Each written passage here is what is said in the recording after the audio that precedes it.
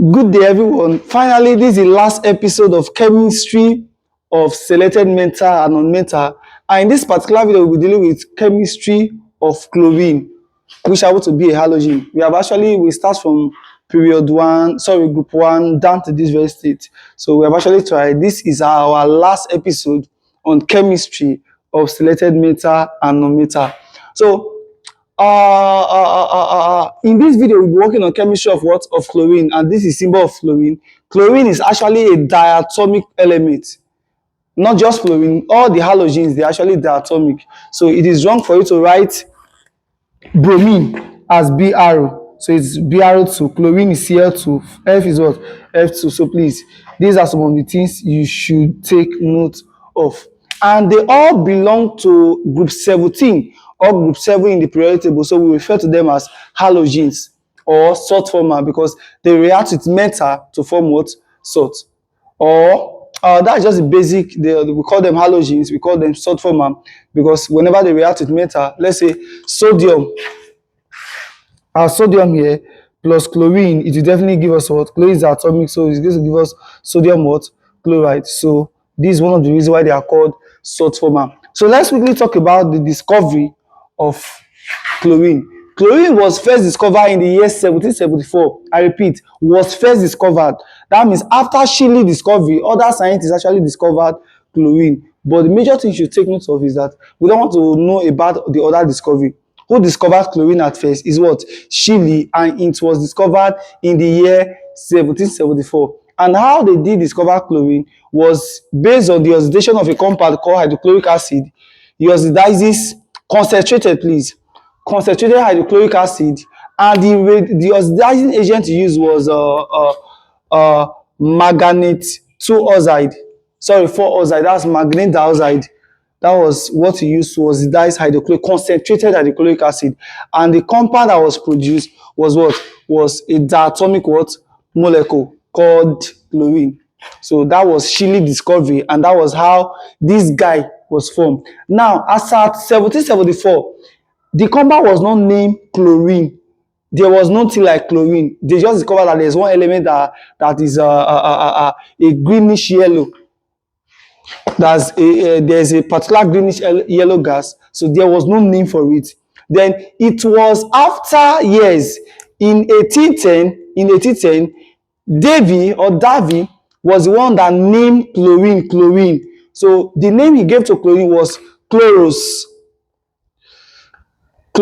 Please, not coloso. This one is chloros. So this was the name he gave to chlorine because chlorine is actually a greenish what? Yellow. So the Greek meaning of chloros simply represent this, a greenish yellow what?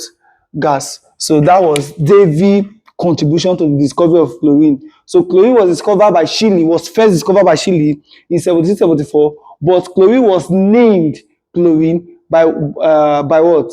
Davy in the year, or Davy in the year 1810, and the name it what?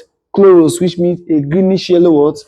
Gas. So please, all these elements that you are seeing here, they are halogens member. The first one we have there is fluorine, followed by chlorine, followed by bromine, followed by iodine, and the last one we have there is what? Is aspartame. Most cases, if you are considering halogen group, we don't usually write aspartame because aspartame is a radioactive element.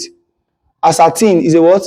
A radioactive what? Element, which is have a very unstable neutron to proton ratio. So we consider them as radioactive. So but fluorine, chlorine, bromine, and iodine, like what I said earlier, that was in our first episode, or when we talked about periodic table, I told you that the electronegativity of the element decreases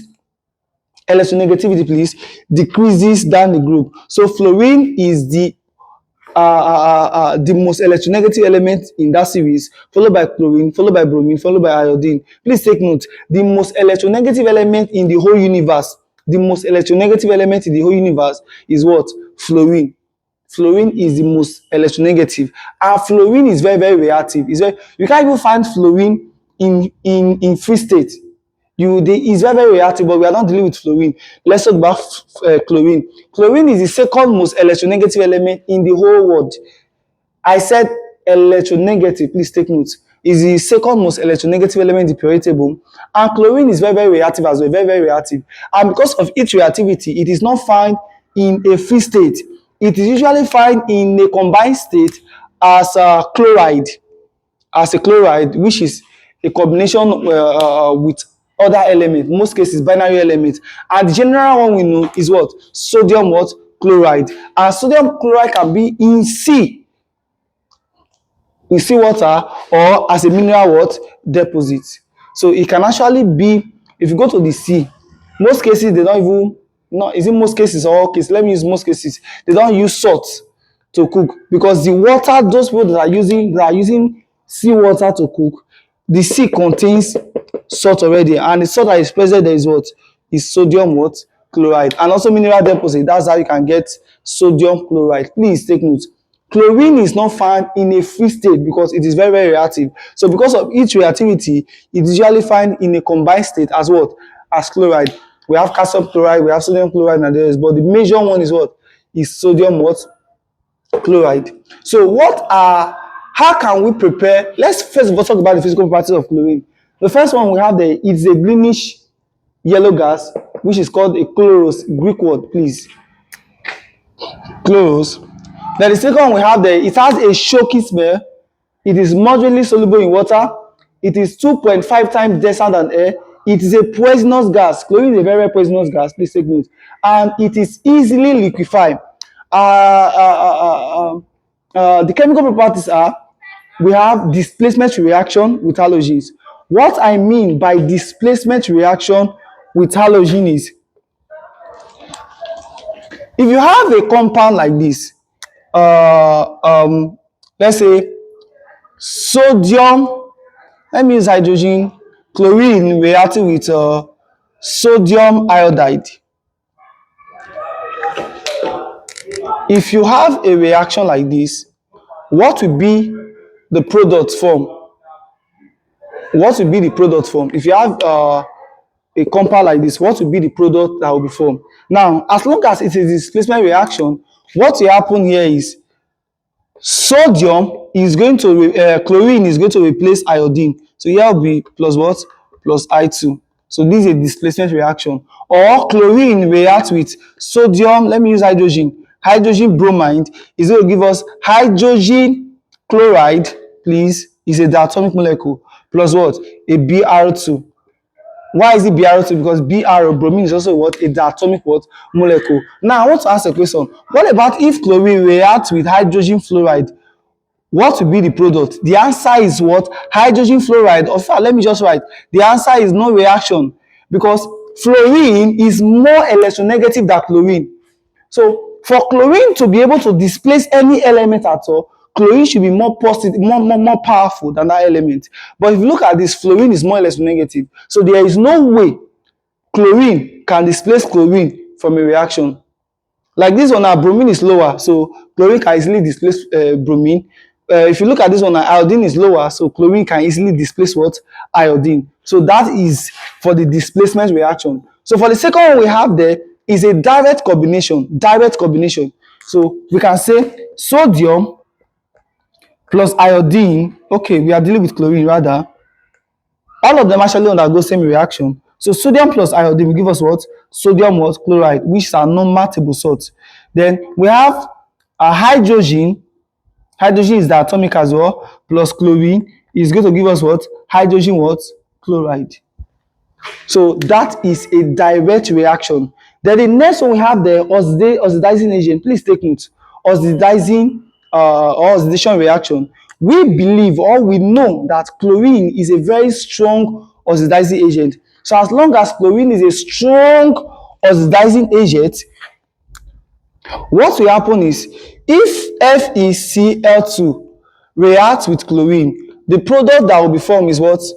FeCl what? 3. So it's going to oxidize this reaction because chlorine is a strong oxidizing agent. Then the next one we have there as a bleaching agent.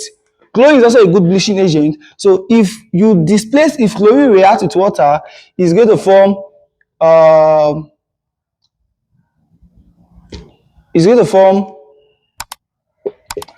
HOCl plus hydrochloric acid.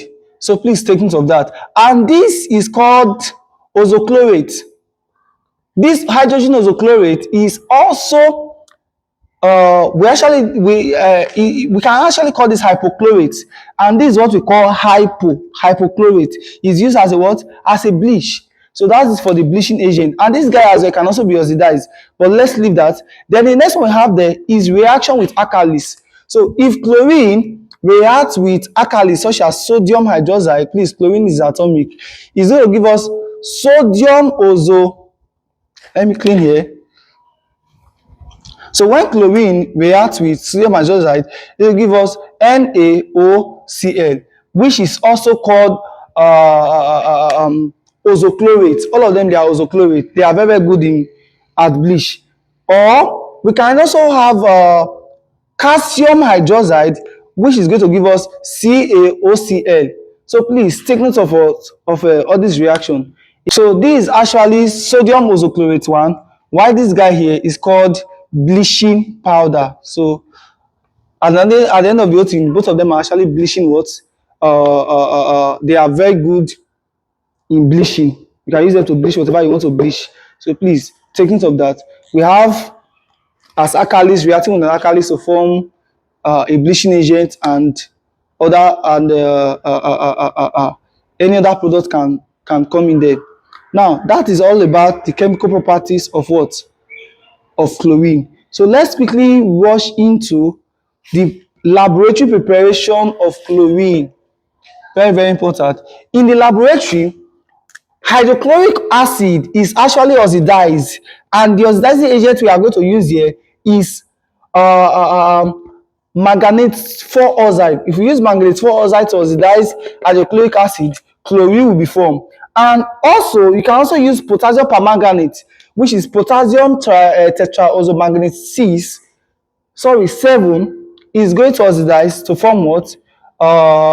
Chlorine as well. You can as well use lead 4 oxide. So if you use lead 4 oxide to oxidize this guy here, at the end of the whole thing, chlorine will as well be what? Be formed. So the 3 oxidizing agents that can be used to oxidize hydrochloric acid, concentrated hydrochloric acid, are manganate 4 oxide, lead 4 oxide, and potassium tetraoxomanganate 7. So these are the 3 strong oxidizing agents that can be used for the reaction. So we have another one here, which is industrial preparation.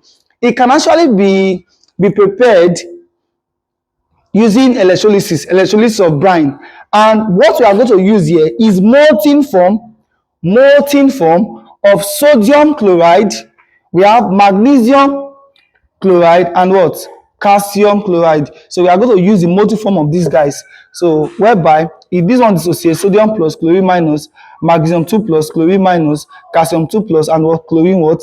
Minus. So that is what will be formed from this. So we can actually extract chlorine, or you can prepare chlorine in the industry using the electrolysis of brine of a molten sodium chloride, magnesium chloride, and calcium what?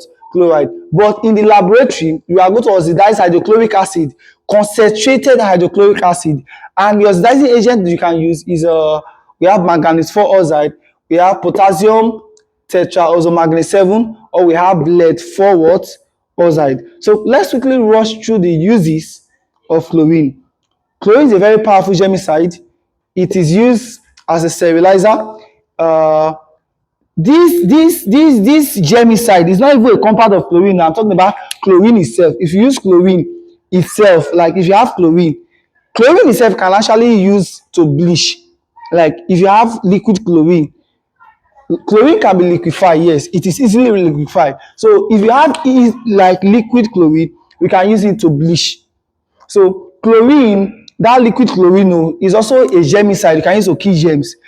That liquid chlorine as well, it's also used. I'm not talking about compound of chlorine now. It can also use as a what? A sterilizer.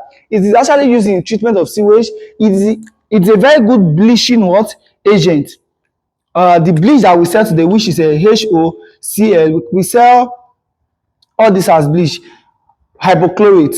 So the one that we normally call hypo, all those ones they are products of chlorine. Then it can be used in the production of PVC. Please, PVC stands for polyvinyl chloride. We can use chlorine to produce hydrochloric acid. We can use to produce tetrachloromethane, trichloromethane, dichloromethane, chloromethane. We can use to produce all those compounds. Any compound of chlorine at all, we can use to produce that. We can use to produce bleaching powder. Bleaching powder, I gave you the reaction the other time. It can also be used in domestic antiseptics. So those are the uses of chlorine. And this is actually the end of chemistry of chlorine, and also the end of chemistry of selected metals and non-metal. If you have not watched any of the episode, please go back to episode 1, episode 2, episode 3, 4, 5 till you get to this very episode. If you are confused in any of them, feel free to drop a question in my comment section. I will definitely attend to it. Any question at all, I will definitely attend to it. Even as exam is approaching, please, I'm begging you, make sure you glance through the video over and over and over again. I have a question for you. Please, if you know the answer, drop that in the comment section. What is the name of the scientist that discovered chlorine, and who named chlorine?